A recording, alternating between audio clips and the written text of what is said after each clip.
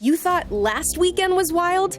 During the offseason, we circled October 12th as a potential mega matchup weekend. And we got it. A ranked Red River rivalry game, the first ever top 5 showdown at Oregon, a top 15 fight in the SEC, and plenty of upset opportunities. We're looking at the past, present, and future.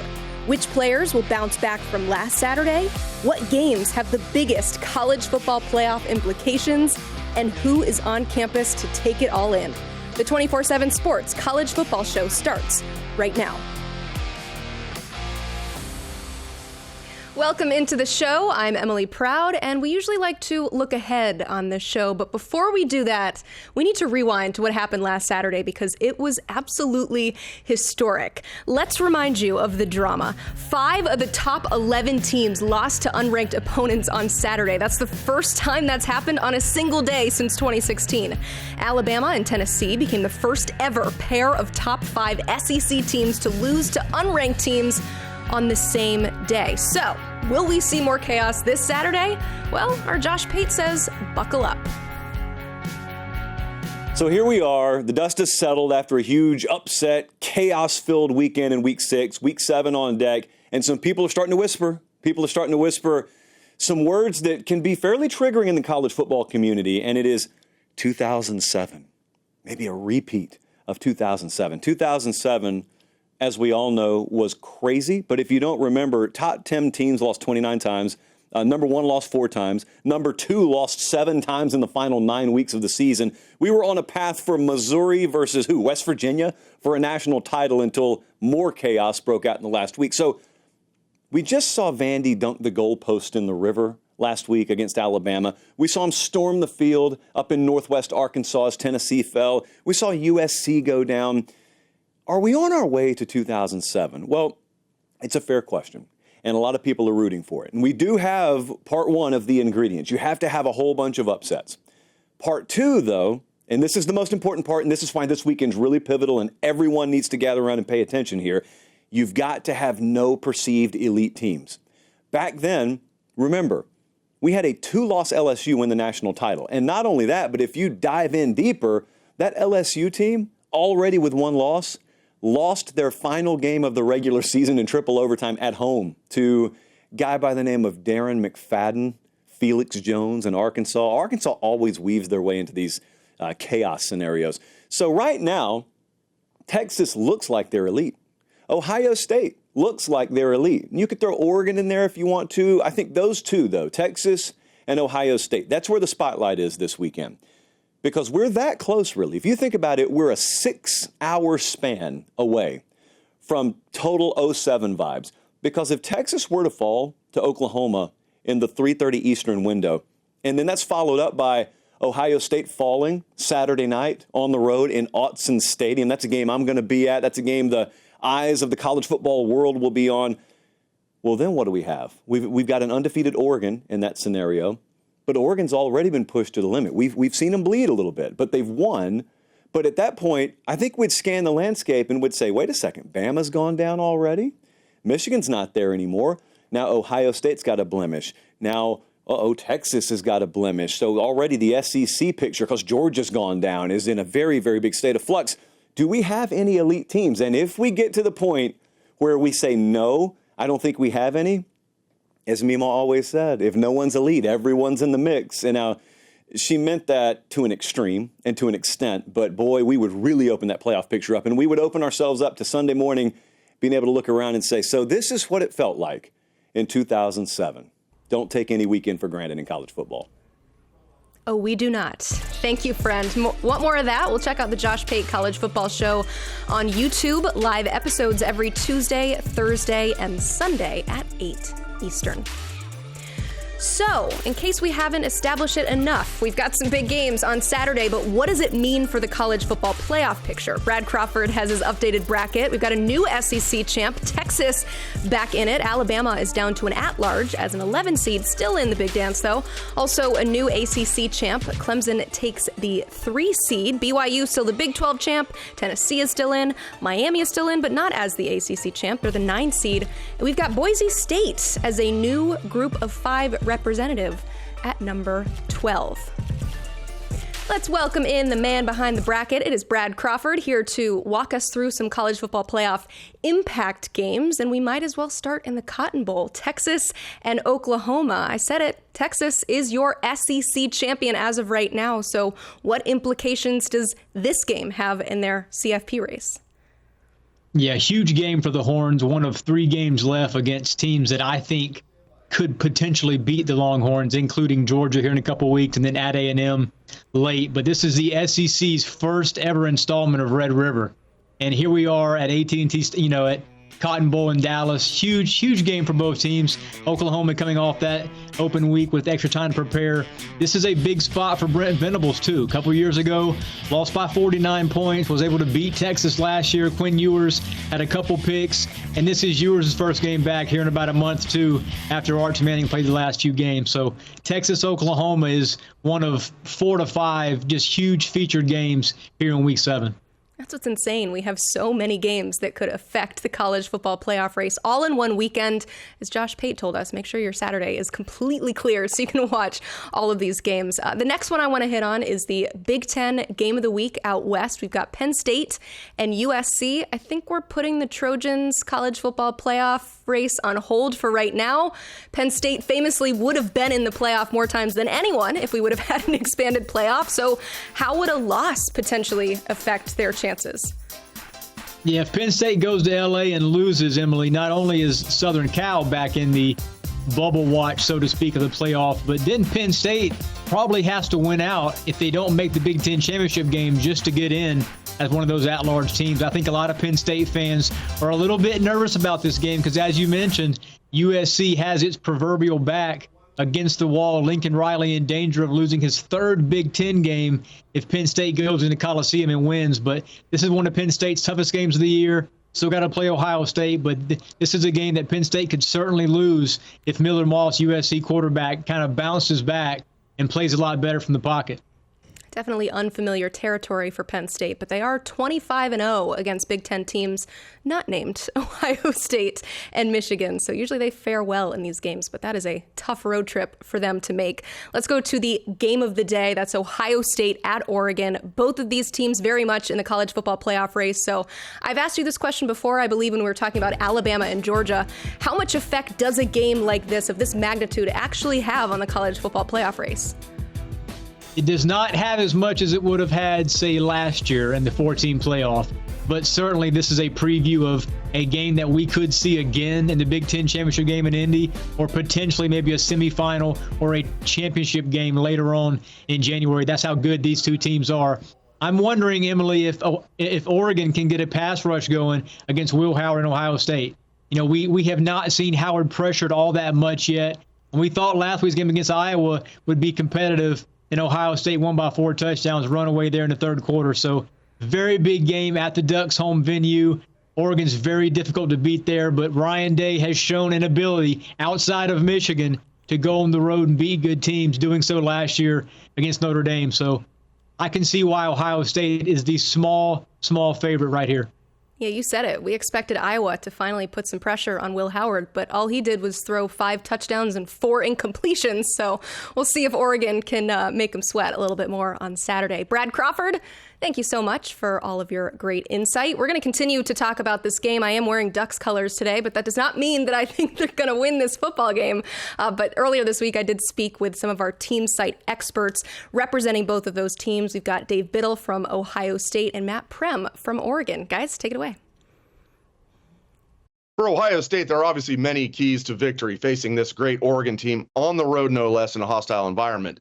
First and foremost, can Ohio State win the battle of the line of scrimmage on both sides of the line? This reminds me more of an Ohio State-Michigan game than maybe an old-school Ohio State-Oregon game. I think whoever wins the rushing battle is going to win this game.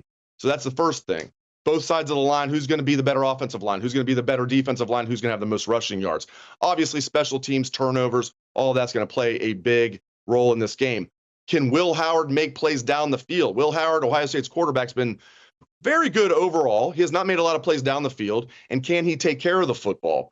And how's Ohio State going to deal with this hostile environment? Yeah, they've had one road game this year, but they had, maybe a quarter of the stadium at Michigan State was Ohio State fans. This is going to be something like they've never seen. This is a very physical Oregon team. One more thing about this Ohio State team, they entered this game very healthy. 5 games into the season, they don't have any serious injuries. This is going to be a very tough game. Can't wait for it. Yeah, going into Saturday night's game between Ohio State and Oregon, you have to first start with, is this the biggest game ever played at Autzen Stadium? There has never been a top 5 matchup with two teams, or top 3 matchup, in Autzen Stadium history. This is going to be the first one that it's happened. The excitement's already here. Ticket sales are going through the roof. They're trying to pack over 60,000 people, trying to break a State of Oregon attendance record of all franchises, all pro teams in this game. You go to the game and how Oregon's preparing for it. They've closed practice down. Media doesn't get access this week for some of the days that we normally have had access. So it's all hands on deck with this staff. They're full focused. Everyone's talking about it's a huge game. This is why they come to Oregon to play in these moments. But at the same time, it's just one of 12, and they can't worry about the ramifications that could come with a win or a loss, because there are some. If you win, you have the inside track to the Big Ten championship game in Indianapolis later this year. If you lose, you're chasing the team that won this game on Saturday, and it's going to be difficult to catch them because the schedule is favorable for both. Yeah, Matt told me earlier this week that he was seeing Ohio State fans walking around town on Tuesday, so there could be some Buckeye fans in the building as well. You can read more of Dave Biddle's work at bucknuts.com, and for all things Ohio State, also check out Matt Prem and the team at Duck Territory for the latest on Oregon. Lincoln Riley, James Franklin, 2 of college football's finest, but also 2 coaches who are desperately trying to take that next step. We'll talk Penn State and USC, plus some major news with the college football calendar. Could we finally be simplifying some things? We discuss next.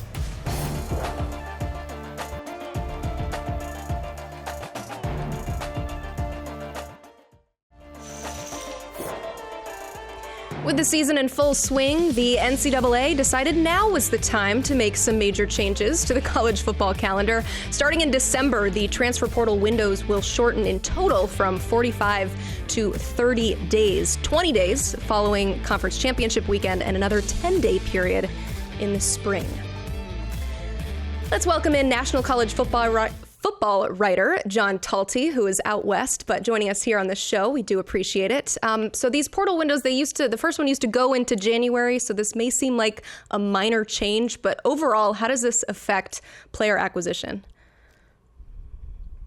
Yeah, I mean, and what's interesting, I think, is that there were some power conferences in particular that wanted to get rid of the spring window altogether, and that ultimately, didn't happen. So I think that's something to start that bears watching moving forward. Is they shortened it, but we'll see whether that persists beyond that. I think with this, the winter one, all it does is I think it just amplifies what we've seen in the past. It shortens it. It's going to be more activity. I think what's going to be really unique about this year in particular is that we're getting the 12-team playoff for the first time. So, my colleague Matt Zennis and I, we've written about this multiple times about, the potential impact of this on the coaching carousel. But there's just going to be a lot of things happening in December between you have the early signing period, transfer portal window, coaching carousel, playoff, a lot of things all coming to a head in that same time period, which is, I think, going to lead to what people believe to be maybe the wildest portal window we've ever seen this upcoming December. Yeah, it did help that we're moving early signing period to before the portal opening, so we'll kind of get that out of the way. But as we've seen, in last year, some players will sign and then they'll go transfer. But speaking of that, the NCAA Division I Council has approved the immediate elimination of the NLI. Now everybody who has trouble telling the difference between NIL and NLI will rejoice. But ultimately, how does this affect the way that players get locked in both through high school and through the portal? Yeah, I don't think it has a massive impact. I mean, I can remember having covered recruiting for a really long time. It was such an important piece of the puzzle, and I can remember, when we still had the one signing period in February, was the letter of intent faxed in or not? Did mom or dad sign it? There used to be all this drama around national letter of intent. And over the years, that has lessened, in part because of the early signing period, but also because of financial aid agreements. And so we've seen more and more of the top players just signing financial aid agreements agreements instead of the national letter of intent, because the letter of intent was more restrictive and less beneficial, for the athletes themselves. So we've seen a shift over the years to it. And I think that's what you're seeing is the NCAA is slow to react to a lot of things. And I think that's a little bit what this situation is. It's recognizing things have changed, especially with revenue share coming down the line with the House settlement. Let's just kind of bake this into the financial aid agreements, make it easier, less confusing for everybody. And as you mentioned, the amount of times that people confuse NLI and NIL, I think it's worth getting rid of it just for that reason alone. I mean, the biggest comeback story ever has been NIL just overtaking NLI, which the National Letter of Intent has been around for, 60 years? I remember signing mine coming out of high school, faxing it in. So you talk about the NCAA being slow to adjust. 60 years for that existing is certainly a long time. And now, all of a sudden, it's gone. Also happening this week, leaders from the SEC and Big Ten met in Nashville. You wrote about this. You called the meetings, quote, historic. So what was discussed? Well, I think that's the perfect setting right there, Emily, because I think it's a reaction to the NCAA being slow to react to things. And so we've seen multiple issues that people like SEC Commissioner Greg Sankey and Big Ten Commissioner Tony Petitti have been upset about. And, I'll go back to what I said earlier, like the inability to get rid of the spring transfer portal window is something that frustrated people in the SEC. They wanted it gone. And guess what? They couldn't get it done. And it's in part because on things like the D1 Council and others, it's spread out throughout Division I. It's not just the SEC and Big Ten that have the power. You have people from FCS conferences that have as much of a say in it as the SEC. And I think that's frustrated these conferences for a long time, especially knowing the power and influence that they have. So they wanted to meet in Nashville to get commissioners, ADs, other important people together to talk through some of those big issues. And to me, the big takeaway is whether it's the NCAA, whether it's the college football playoff, when it comes to seeding and the future format, if you guys can't figure it out, we will do it ourselves. And you're seeing the SEC and Big Ten start to throw around their weight more because they're very frustrated by the inability to change and progress as much as we're seeing in college sports. So if you're not going to do it, we'll find a solution, and it's going to be on our terms. And you're seeing that already to some extent. And I think this meeting is really just the beginning for more and more of that moving forward. Yeah, and the backdrop of this meeting were all the reports about these super leagues and private equity getting involved. And I think it was the first line of your story. You said they have zero interest in ceding any of that power to third parties like private equity. So a lot of this is a bit of a power struggle, but very interesting article. You should go check it out at cbssports.com.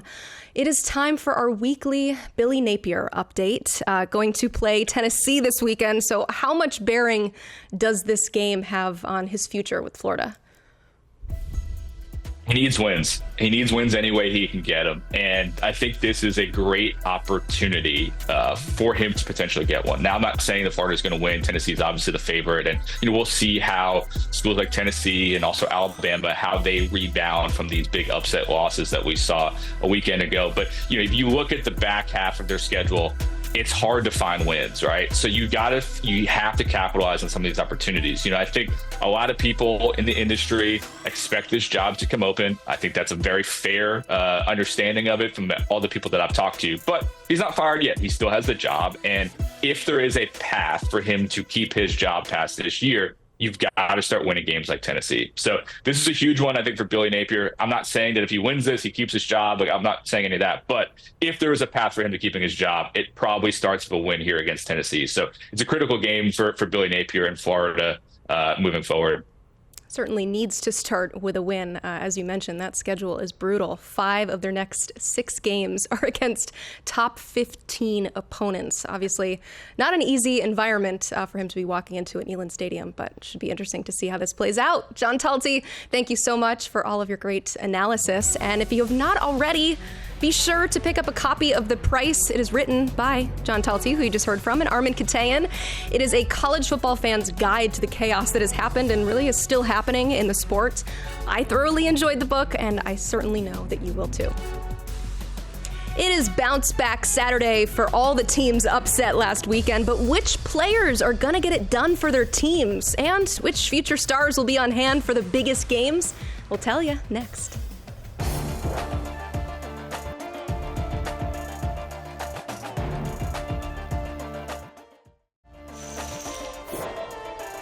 Let's welcome in national recruiting analyst Blair Angulo out on the West Coast to talk about some big games this weekend, and none bigger than what's happening at Autzen Stadium between Ohio State and Oregon.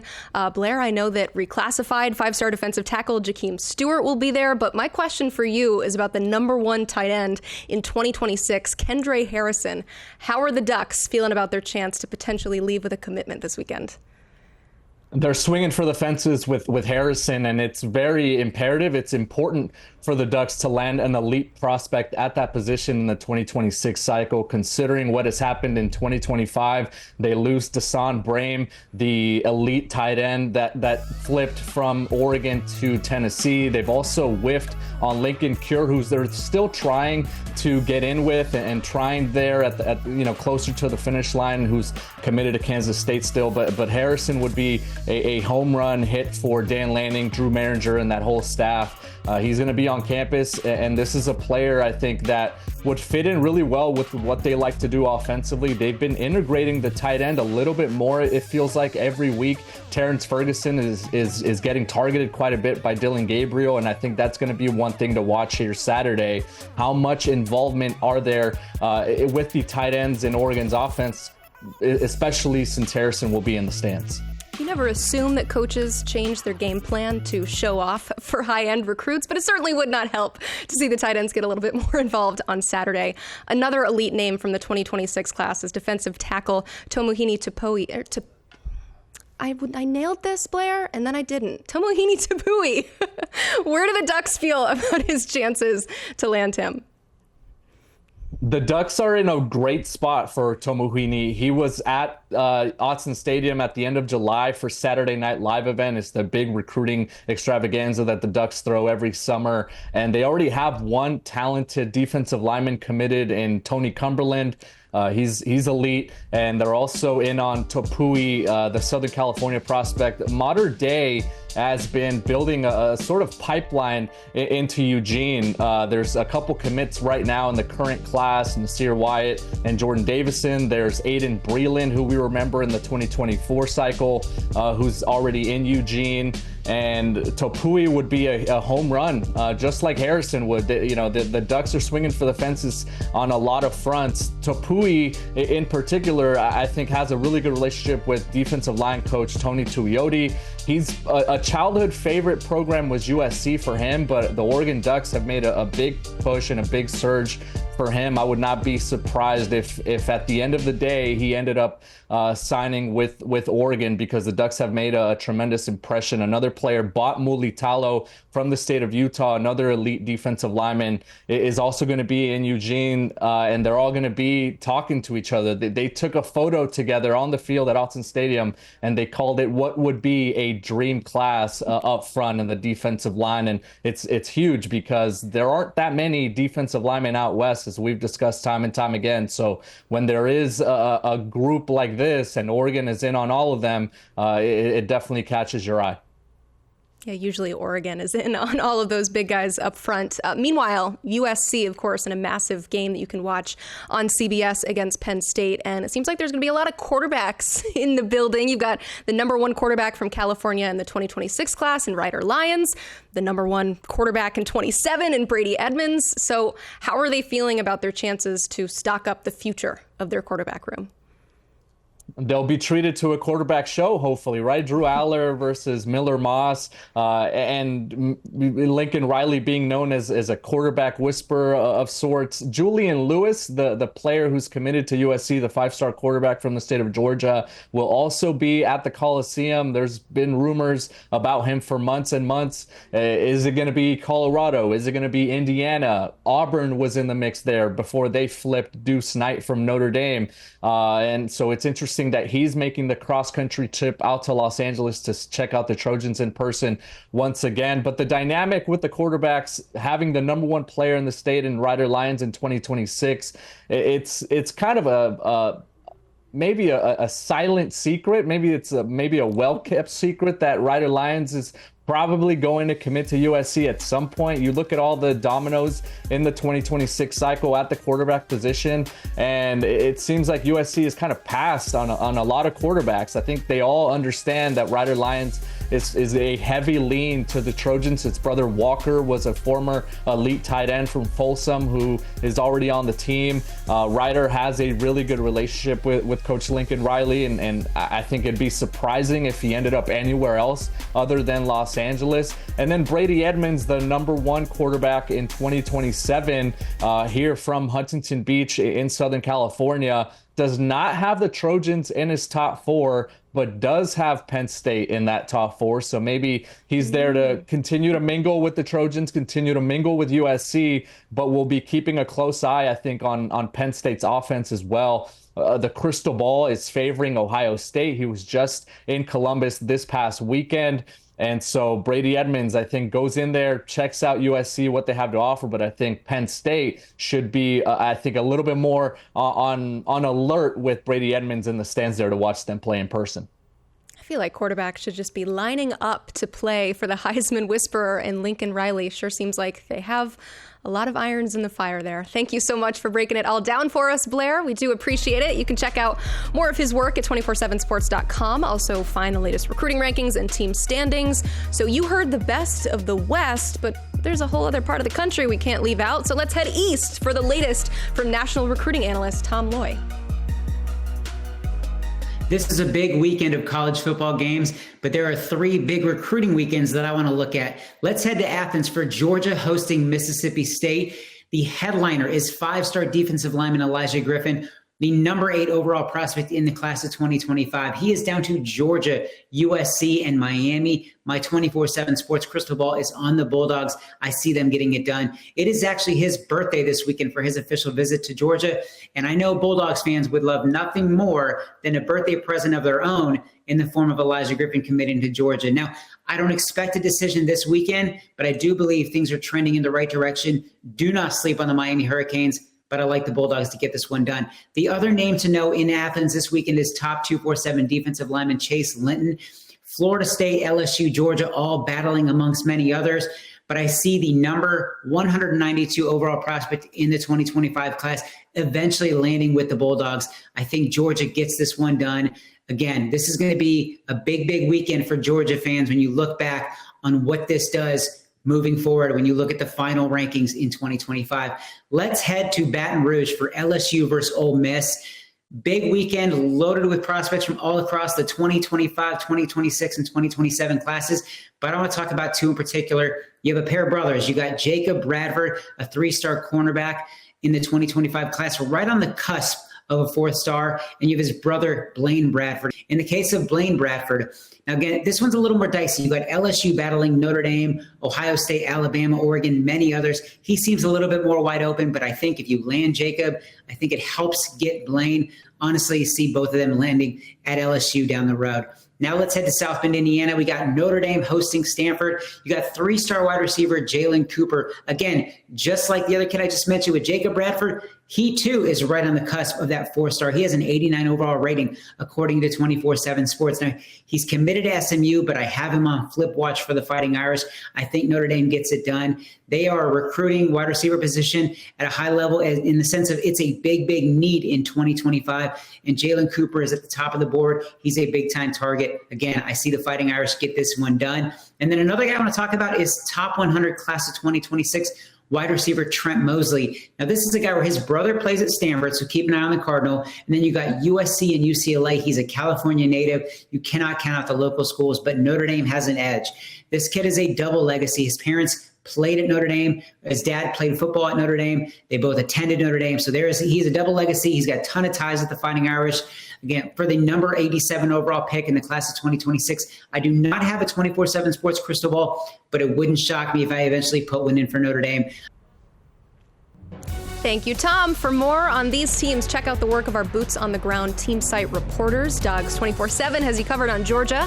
Go 24/7 is all things LSU, and Irish Illustrated has the latest on Notre Dame. Coming up, teams looking to bounce back need their stars to show up and show out on Saturday. Our expert tells us who will step up. And next, it's our CBS Game of the Week preview, Penn State and USC.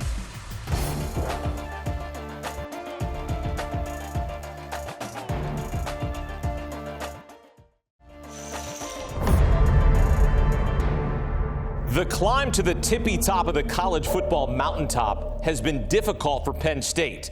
When ranked as a top 5 team, the Nittany Lions have lost their last 3 road games, all by 5 points or less. But things are different for this pride of Lions. Touchdown, Penn State! Their defense, relentless.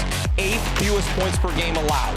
4th fewest yards per game allowed. And they lead FBS in sacks and pressures. This week, Penn State visits USC. The Trojans are coming off an upset loss to unranked Minnesota. USC has won the last 3 games against Penn State, scoring an average of 40 points per. Will the Nittany Lions play like an apex predator, or will the Trojans make them look like pretenders? Penn State, USC on CBS. Whew, I don't know about you guys, but that one got me fired up. Let's welcome in Tyler Donahue from Lions 247 and Ryan Abraham from USCFootball.com here to break down this big-time matchup. And speaking of big-time, I'm really excited about these quarterbacks. I know they're not technically facing off against each other, but we've got 2 great quarterbacks under center for these teams. So how are they maybe entering this game? Tell us about a little bit what they're carrying into this game based on the past performances. And Tyler, let's start with Drew Allar. Yeah, I know nationally, a lot of people probably remember what Drew Allar looked like as a sophomore, first-year starter last year in the biggest stages of the year against Ohio State and Michigan. Rough days for the offense, rough days for the young QB. The second of those losses led to the firing of quarterbacks coach and offensive coordinator Mike Yurcich. But the marriage here in 2024 between Allar and Andy Kotelnicki, the new offensive coordinator who was named 247Sports OC of the year last year for his work at Kansas, it's worked really well. His average depth of target is up significantly.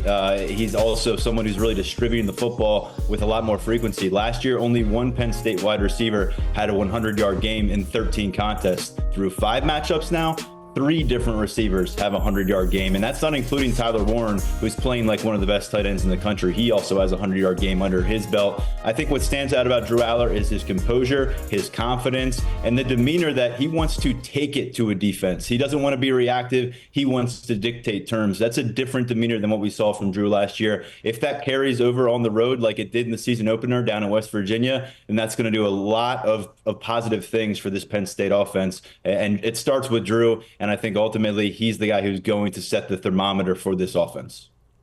And on the other side of the ball, looking at Miller Moss, it's improbable that he would be USC's starting quarterback this year. To see someone stick around for years as a backup and not just transfer somewhere else. He was an Elite 11 quarterback, and taking over for a legend like Caleb Williams. A lot of people thought Lincoln Riley would bring in a Dylan Gabriel or someone to come in and take Caleb Williams' spot. But Miller stuck it out. He ends up starting in the Holiday Bowl and setting a record with 6 touchdown passes. His first 2 starts were against ranked teams, and he won them both. So I think he's done a really good job to start his USC career as the starter. He's been under a lot of pressure. I'm sure we'll get to that in a little bit. But he's had to hang in there and really try to get the ball to his wide receivers. But I think he's been a really tough kid. We saw him have a nice spin move and a touchdown run in the Wisconsin game. He's just been put in some tough situations. So it's a little bit different with this USC offense, especially with the defense playing better than they are. But I think Miller Moss has done a pretty nice job coming in. And like I said, just improbable that he would still be around at USC years later after not starting and just kind of waiting it out, waiting his turn, and then taking over. Both of these quarterbacks have been with their current programs for a long time. Usually we're seeing all these transfers. We're seeing one a little bit further up north in another Big Ten game with Ohio State and Oregon, but both of these guys signing with their programs and sticking with them. On the other side of the ball, defensively, what's the strategy in slowing down these offenses? Ryan? Yeah, I think for D'Anton Lynn and this USC defense, they played really well all season. And this is another Big Ten team that's going to come into the Coliseum and try to run the football. And I think they've had a lot of success early on. I know LSU's got a great offensive line similar to Penn State, and they really got shut down when they were trying to run the football. And even against Michigan, I think USC had a lot of success on every down except for the 3 big plays that they gave up. I think the concerning aspect, some of the injuries are starting to mount up. Not having an Eric Gentry, I think, hurt USC a little bit. And Minnesota had more success running the ball, more sustained success, maybe not the big breaking plays, but they had more success on first, second, third down, and they were able to move the ball pretty well. I think that's a concern when you're going to play a team like Penn State. If, Drew Aller doesn't throw the ball a lot, he's been really effective this year when he has. And like Tyler said, depth of, he's throwing the ball further downfield than we saw him last year. But I think this is a Penn State team that's going to want to run the football, and this USC defense is going to have to be up to the task. They took a little step back against Minnesota. See if they can get it back at home playing Penn State. When it comes to the Nittany Lions defense, I would say there's a case to be made that they've been progressively improved week by week by week. They had a blip on the radar, a rough first half against Bowling Green. A lot of that was actually attributed to some communication issues, but their pass rush in particular has really started to step up in conference play. And I look at what USC has failed to accomplish this year in protecting a really talented quarterback in Miller Moss. And I just wonder if this is a group that doesn't smell blood in the water as a group of sharks out there in Los Angeles. 27 total pressure surrendered by USC's starting offensive tackles. You flip to the other side of the trenches. Penn State brings Denai Dennis Sutton and Abdul Carter, two of the more respected defensive ends in this conference, guys that are in year 3. Carter has been absolutely relentless. He's really showing that all Big Ten, all American kind of caliber play the last couple of weeks. And Denai Dennis Sutton is a former 5-star who's really come on strong, showing his groove. He had some big time plays against UCLA last Saturday. But I think the big component here and what kind of differentiates this Penn State defensive front from those they've had in the past with great edge rushers is junior defensive tackle Zane Durant.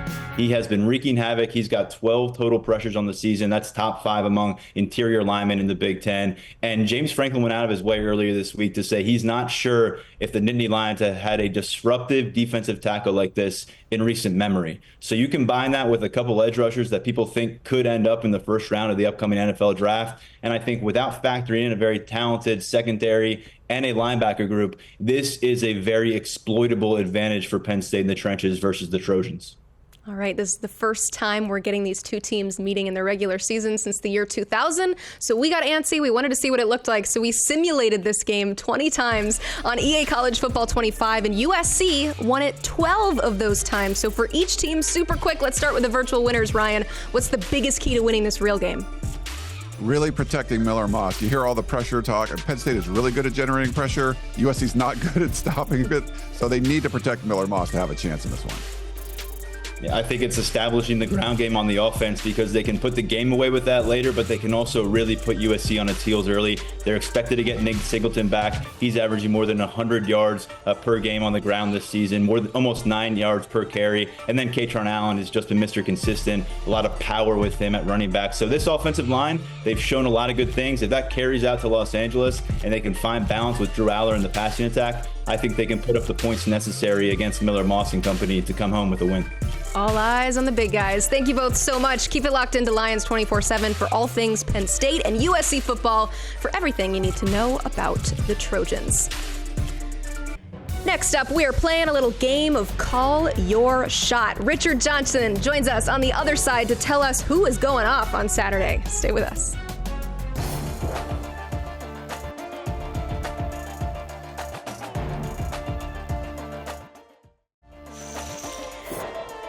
Let's welcome in National College Football writer Richard Johnson, playing a little game of Call Your Shot because there are many teams that need bounce-back performances after the chaos that ensued in Week 6. So let's go ahead and start with South Carolina and Alabama. Call your shot. Who's going off for the Tide? For me, it's got to be Malachi Moore.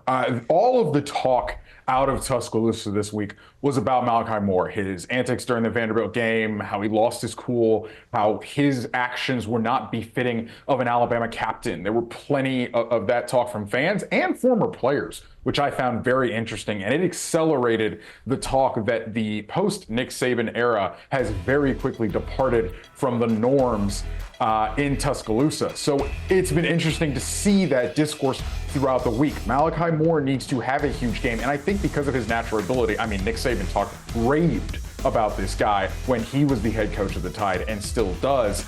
I think Malachi Moore knows he needs to step up. And big players make big time plays in big time games and in these big time spots when the chips are down on them, where they're being counted out, all that sort of stuff. Malachi Moore, for me, I think responds in this South Carolina game in a huge way, silences the doubters, and makes sure people know, hey, I'm the leader of this team. I'm the captain of this defense, and I can rebound after I have an off Saturday. He did have a very sincere apology for his antics this week, but I don't know about you. The best apology is going off in this game and proving everybody wrong. Let's go to Florida at Tennessee. The Vols, of course, need a bounce back, so who's getting it done for them? Give me Dylan Sampson, the Tennessee running back. And I know that may be a little bit confusing because of all the firepower Tennessee has on offense, or all the firepower that you may think they have on offense. Tennessee has been curtailed on offense the last 2 weeks, and defenses have actually been using a coverage that basically floods the zone and puts 7 or 8 defenders back. Arkansas defensive coordinator Travis Williams says he borrowed Oklahoma's blueprint to shut the Volunteers down last week. And what he did makes me think that Dylan Sampson could have a big day, because if you're devoting more defenders to coverage, that means you're light in the box, and that means a running back like Dylan Sampson could have a huge day. He's got 6.5 yards per carry this season, and a great misnomer about the Tennessee offense under Josh Heupel is that it's too flash, too dash, and that they actually don't care about the physicality. No, they definitely do. They want to get this guy going, and he's been going all season. An under-the-radar storyline for the Vols is how good Dylan Sampson can be, and I think in this game against Florida, if Florida tries to borrow from Oklahoma and Arkansas's defensive blueprint, there will be plenty of space for Dylan Sampson to have a big day. Yeah, even when everything else with the offense was going wrong against Arkansas, Dylan Sampson still going right, averaging 6.3 yards per carry, I think 138 yards on 22 carries. So he has been that steady bell cow for that Tennessee offense when they need a spark. Neither of these teams in this next game necessarily need a bounce back, both coming off of wins, Texas and Oklahoma, but this is called Call Your Shot, so call it here. Who's going off for the Longhorns?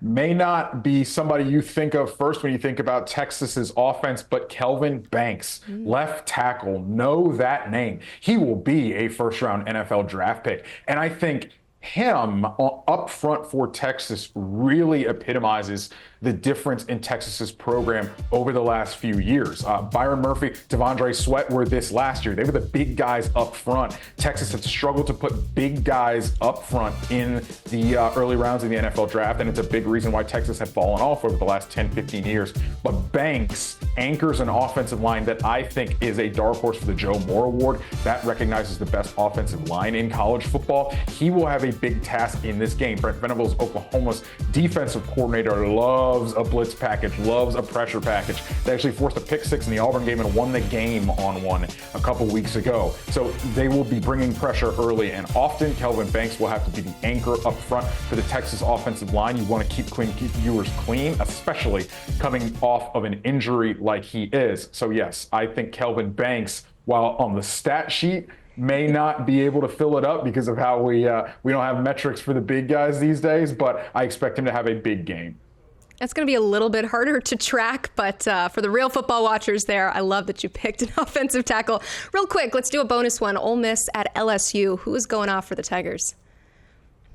Caden Durham, the LSU running back, he's been an absolute home run hitter for them. He had a 71-yard touchdown catch against South Alabama. He had an 86-yard run that got to the doorstep of the end zone against South Alabama, too. Now, he got hurt in that game, so he's coming back from a foot injury, but he is expected to go. And I think in this game, there will be shots, there will be home run shots, and there will be plenty of scoring when LSU and Ole Miss get together. So I think his big playability will help the Tigers keep pace in this game. I love it. He is coming off that foot injury, but Brian Kelly saying this week he is 100%. Richard Johnson, thank you so much for the great insight. We'll check back next week and see if you properly called your shot. Be sure to check out the 247 Sports YouTube page for more from our insiders, our analysts, our scouts. We have live shows, game breakdowns, other unique content. Join the nearly 500,000 subscribers and check out the 247 Sports YouTube page. Thank you so much for watching. Enjoy the games.